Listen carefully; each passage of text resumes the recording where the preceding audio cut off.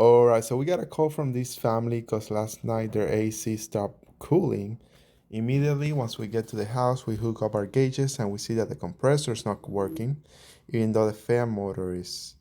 So that tells us the capacitor is probably the problem. We took some measurements and it was indeed the capacitor.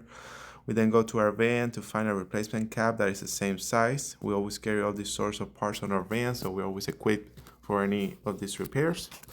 Once we get it replaced, we test the system. The condenser motor is consuming more than it should, so we recommend replacing it, but the customer only opted for the capacitor at this moment.